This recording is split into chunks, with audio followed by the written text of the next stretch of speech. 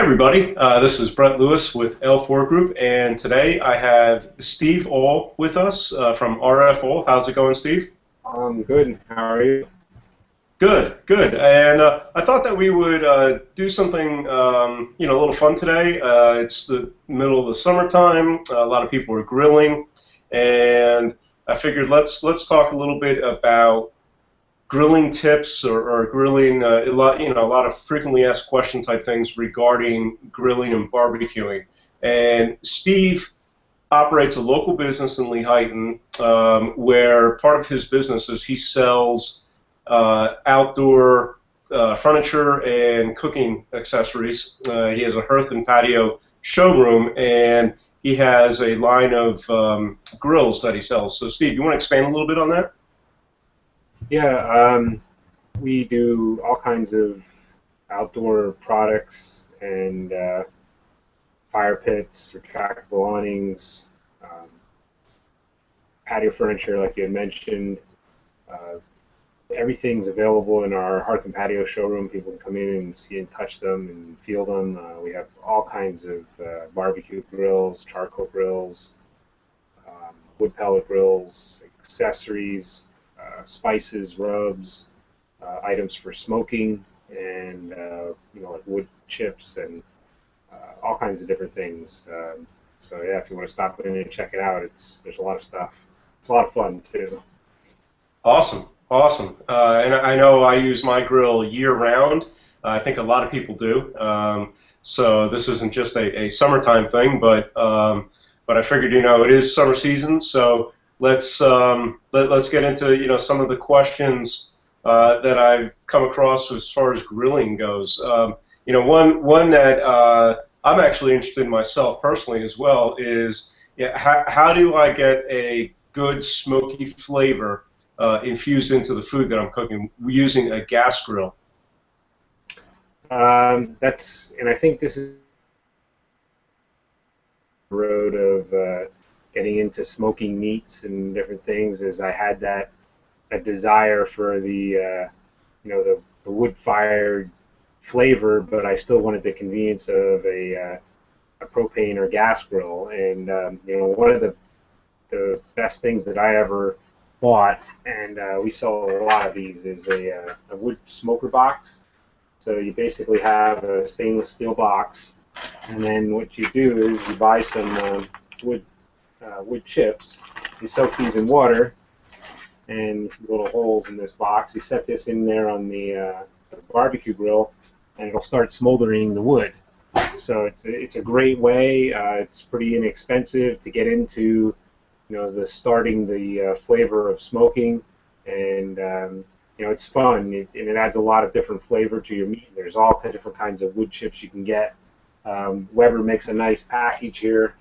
If you can see that, it's called like a variety pack. It's a trial-sized fire spice kit, and if you can see all the little, this is for the person that doesn't want to really mess around pouring the wood chips into their thing, into their box. It's pre-packaged, and you just soak those in water and put them on your grill, and there's all different flavors in there. So different. They even have a guide as to what would taste best with what meats.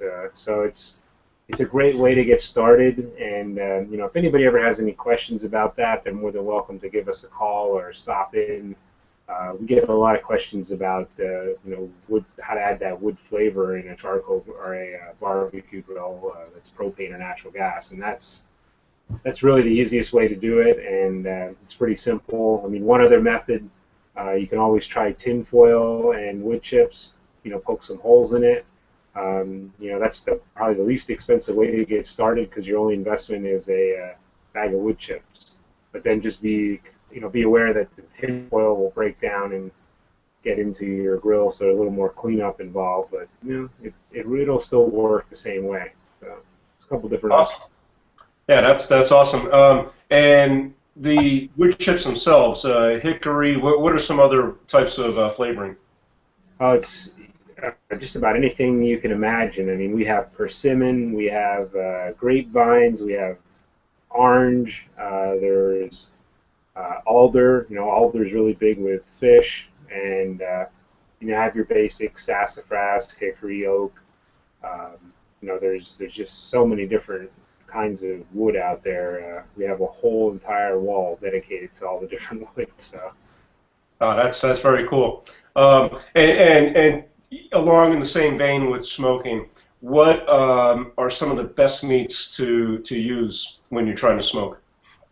Well, if you're actually just starting out into smoking, a lot of your what they would call cheaper cuts of meat are really good for smoking, and a lot of people use them. They're fattier, they have more connective tissue in, but the whole idea behind smoking is you're going to do it low and slow. It was, a lot of the styles of the smoking came from the South when, that's all they had available to, if they were out on the range, they just kind of, that's all they had available to cook with was some of the lesser cuts of meat because, just feeding masses of people, they had to figure out what to do with all the parts. So, those are some of the best, like brisket, pork shoulder, pork ribs. They tend to be a little bit tougher of a cut of meat.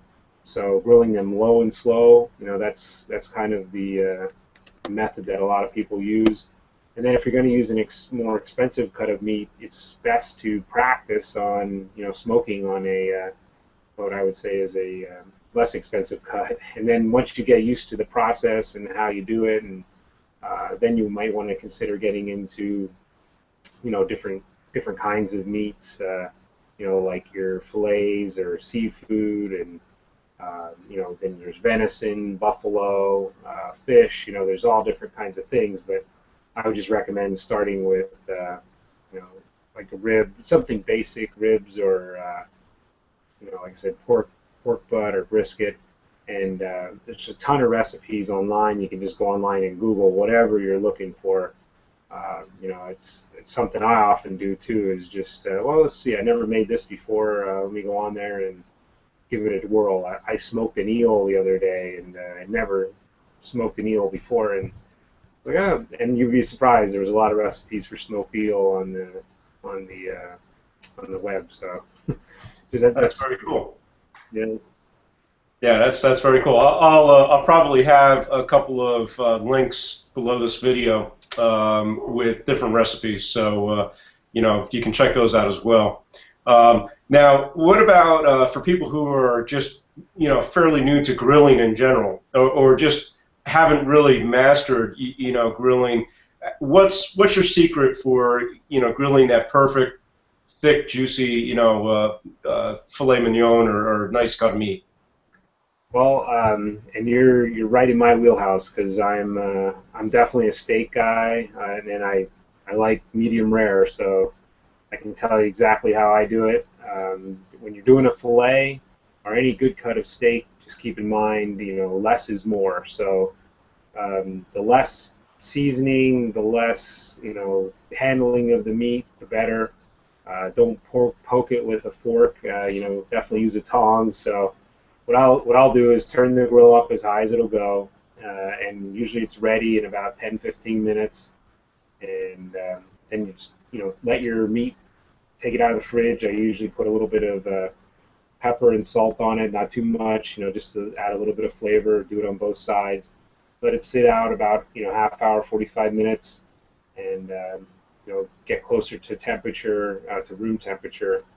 Then when your grill's ready, put it on the grill for about 5 minutes, and then take your tongs, flip it, and another 5 minutes, and you're probably done. Now you can get fancy if you want and turn it every 2 minutes, and get those grill marks in there. I'm more about eating the food, so if you're into presentation, you can definitely go with the quarter turns and get the grill marks in there. I've tried it. It's just usually I'm doing something else while that steak's on there 5 minutes, and I'm lucky I can remember to go back and flip that steak in 5 minutes. But yeah, it's pretty simple. And then once your grill is, you flipped it once, typically that's it. Take it off the grill and let it set a good 3 minutes, because the juices are going to be really, I would say, kind of rolling around in the meat there, and if you cut them too soon, it's just going to lose all its flavor and juiciness. But I mean, that'll really get you a perfect medium rare cut. If you want to do it, if you like your, I never recommend filet well done, but if you do like it, a little bit more cooked, you can just add a few minutes to each side. It's something you're going to have to kind of play around with, but that's how I do the fillet, and they get really good on a grill like that. And you can always add a smoker box or something like that if you want a little bit of wood flavor. But yeah, just a little salt and pepper, and you're good to go. Yeah, that's awesome. I mean, that's and I think one of the biggest mistakes that people newer to grilling make is taking the steak right off the grill, right to the dinner table, and cutting right into it without letting it sit. Yeah, you really want to. I mean, you got to fight that urge to like, oh, that thing looks great, and but don't do it. That's what I always recommend. Don't do it. No matter what you're grilling, no matter what kind of meat, it's best to let it rest a little bit. Yeah, yeah, without a doubt. So now, what about flare-ups? If you've been grilling for a while, the grill starts to get a little bit grease, coming down on the flavor bars, and sometimes that causes flare-ups. How do you deal with that? Well, the best thing to do to avoid that is, you hit it on the head, is make sure your grill is cleaned. And I recommend every 3 to 6 months, take the flavor bars out, scrape them off, make sure there's nothing, obstructing your burners.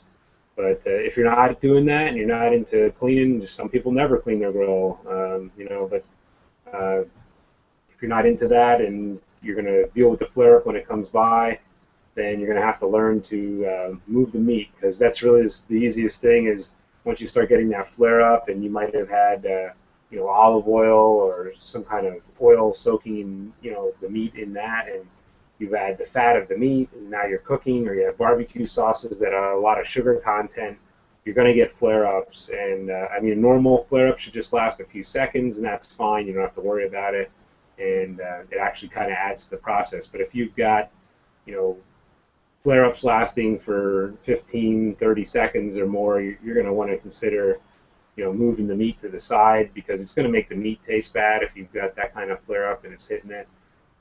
So move the meat out of the fire, and you should be fine. The flare up will die down.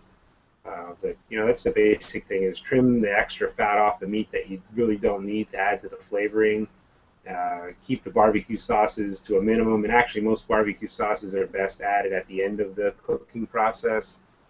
And then again, with the whatever you're marinating the meat in, don't just take it right out of whatever you're marinating it in and set it on there dripping, because that's just going to cause problems for you with flare-ups. So that's the best advice on that. Yeah, yeah. I know when I'm grilling a particularly fatty type of cut, like chicken thighs, for instance. I usually grill them on one half of the grill, and then I'll start to rotate them over onto the other half, just to minimize or eliminate the flare-ups. And that's you hit a point with the chicken, and I mentioned steak earlier. The one thing is, add a meat probe into your arsenal for grilling. And I'll come to say I'm terrible at judging when chicken is done. That's why I like steak. It's medium rare. It's hard to screw up if you like it medium rare. But chicken, poultries, you definitely want to check the internal temperatures. Go online and look up a grilling guide for, meat temperatures. And I always use the temperature probe. It's just a, fail-safe of mine. I'm not good at judging the doneness of chicken. I don't know. I tend to overcook it if I don't have that meat probe, and I can see exactly what temperature I want to pull it off at. So. Yeah, exactly. And like you said, I mean, having a steak medium rare, that's great, but having a medium rare chicken is not good for you. Not on my list. Yeah.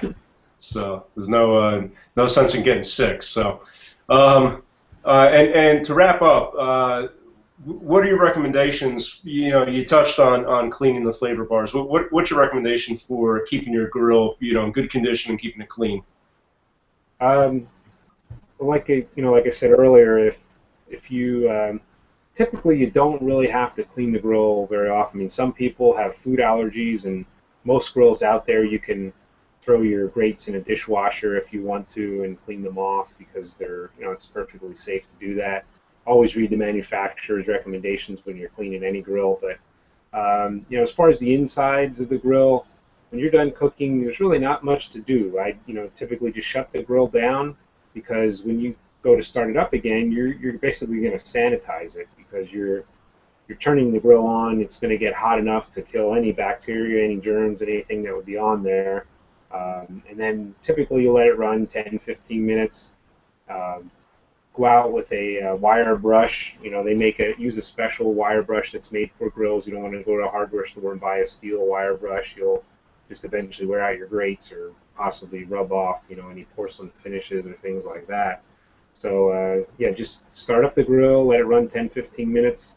Go out with a soft brass brush that is made for cleaning grates. Scrape off the chunks, and you don't have to get down to the bare metal in a grill. You're stripping away the flavor when you do that. So if you think about most of your old-time griddles and how your grandmother cooked with a cast iron pan, that was really never washed. It was basically scraped out and started up the next process. So kind of keep that in mind when you're grilling. You're just basically going out and knocking the loose chunks off, and then you're probably ready to go at that point. Some people will put a little bit of olive oil or something on the grate, depending on what they're cooking, just so it doesn't stick. But most meats have enough fat content that you don't have to worry about that. And then I recommend, like I said, every 3 to 6 months, taking the grill, the grates out for cooking. Because on the bottom of the grate, you'll eventually have items forming down there that's the hard chunks in the bottom that you're typically not going to get. So every 3 to 6 months, take those out, because that'll eventually affect the heating of the grill. Scrape those off with the soft brass brush, and then take your flavor bars out. Most grills have flavor bars, and usually a spackling knife or a putty knife, something like that works good, and just kind of scrape the flavor bars down with that, and you'll get all the chunks and things off of there, and barbecue sauces. Then also check your burner tubes, make sure they're open, and maybe a paper clip or a small pin that you can just kind of check the little holes in the burner to make sure they're clear, because if you're not, eventually the burner will burn out because it'll be pushing too much of the flame out of one side, whether it's propane or natural gas. So those are just a couple tips to check out. The outside of the grill, again, check the grill manufacturer, but there's a lot of cleaning products out there made specifically for grills. I know we have them in our showroom. Weber makes regular Weber cleaning kits for cleaning up your Weber grill. But just check the manufacturer's recommendations, and they'll tell you how to clean up the outside. But most people I know, they really don't touch their grill except for maybe once or twice a year, and to clean it up. And usually it's when it stops heating up. That's when I get the call, "Hey, my grill's not heating." Right. Oh yeah. So that's usually the best thing, is just kind of get on a schedule like spring and fall or something. You want to be cleaning in the middle of winter. So. Yeah, exactly. I clean mine in the spring and the fall time, so that I'm not out there, when it's freezing cold trying to clean it. So, awesome. So, thanks for taking time to go through and answer some of those questions. Before we shut down here, why don't you give everybody your location, so if they do want to come by and check out the showroom, they know where you're at, and your phone number, and then we'll also talk about some of the other services that you provide. Sure. We're in 400 Interchange Road, Lehighton, PA, and that's Route 209, right above Wentz's Auto Body. We're right along the road. You can't miss it. And our phone number is 610-377-1098. Our website is www.rfohl.com. You can also reach us on the website through Facebook and Twitter, and also our email, info@rfohl.com. Stop in, check us out, see all the different things that we have in our showroom. Awesome. And also, so we were talking about grilling and your hearth and patio showroom, but you also provide heating oil delivery and propane for heating systems. You install and service heating systems, HVAC, so heating and air conditioning. Do you want to just touch on that a brief second? And also, and I just want to put out there, you're not a new kid on the block. You've been around for 30 years, so you know what you're doing with all of this. So just touch on the different services that RFO provides. Yeah, this is our 30th year, and we do delivery of heating oil and propane. We also have off-road and on-road diesel for construction accounts, and kerosene. We sell kerosene. And we also have a propane filling station. If people come to bring their small tanks for barbecue grills, we fill them on site. We also have a full-service HVAC department. We do heating systems and cooling systems.